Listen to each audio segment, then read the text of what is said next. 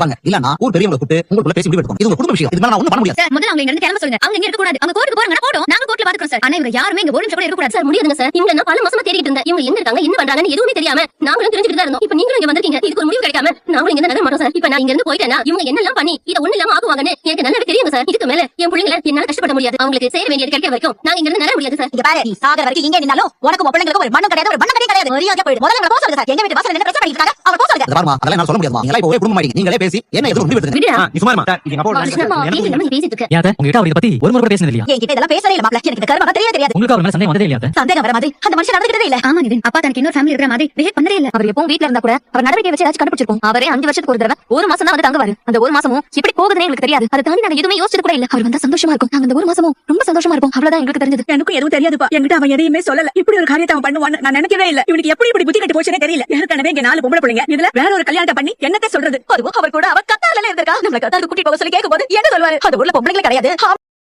இப்போ நாம register office போனா கண்டிப்பா அங்கேயும் வந்து பிரச்சனை பண்ணுவாங்க. என்ன பிரச்சனை வேணாலும் பண்ணட்டும் மாப்ள. ஆனா அதுக்கு முன்னாடி நாம ரெஜிஸ்ட்ரேஷன் முடிச்சிருவோம். நாம ரெஜிஸ்டர் ஆபீஸ் போறதா உங்களுக்கு தெரியாம பாத்துக்கலாம். எப்படியாவது இந்த வீட்டை காவேரி பேருக்கு மாத்தி ஆகணும். ஏய் என்னடி சொல்றீங்க? ஆமாமா அப்பா பேர்ல வீடு இருக்க போய் தானே அவங்க பங்கு கேக்குறாங்க. காவேரி பேருக்கு வீட்டை மாத்திட்டா அவங்களால பங்கு கேட்க முடியாதுல்ல. இதுவும் நல்ல ஐடியா தான். ஐடியா நல்ல ஐடியா தானே. ஆனா அவங்க காவேரி பேருக்கு வீட்டை மாத்துறதுக்கு ஒத்துக்கணுமே. அதான் நீங்க பிரச்சனை. விஷயம் தெரிஞ்ச பிறகு கண்டிப்பா பிரச்சனை பண்ணுவாங்க. ஆனா அதுக்குள்ள நம்ம ரெஜிஸ்ட்ரேஷன் முடிச்சிடலாம்ல. அதுக்கப்புறம் வர பிரச்சனைய நம்ம அப்புறம் பாத்துக்கலாம்.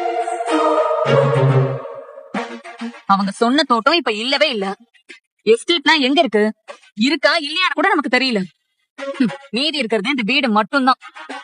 வீட்டு பேரை மாத்திட்டா இந்த வீடாவது நமக்கு சேஃப் ஆயிடும்ல. அதுக்கப்புறம் அவங்க சண்டை போடுறாங்க கோர்ட்டுக்கு போறாங்க என்ன வேணாலும் பண்ணட்டும். ஏய் யமுனா அம்மா. அவங்க வெளியே இருக்காங்களான்னு பாரு. இதோ பாக்குறேன். எப்படியாவது ரெஜிஸ்ட்ரேஷன் முடிச்சிடணும் மாப்ள. அம்மா அவங்க இல்லம்மா. வாங்க மாப்ள கிளம்பலாம். ரெஜிஸ்ட்ரேஷன் பண்றதுக்கு டைம் முடிஞ்சிருச்சு. நம்ம பண்றதா இருந்தா காலையிலே பண்ணிருந்திருக்கோம். இனி பண்றதா இருந்தா நம்ம புதுசா டோக்கன் எடுத்து தான் பண்ண முடியும்.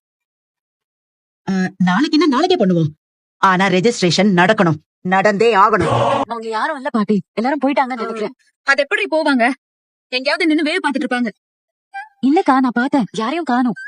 பக்கத்துல எங்கேயாவது சாப்பிட போயிருப்பாங்க. பங்கு கொடுங்கன்னு காசை கேட்டு வந்துட்டு அவ்வளவு சீக்கிரம் அங்க இருந்து போயிருவாங்களா? இதுதான் நீங்க புள்ளைய வளர்த்த லட்சணமா?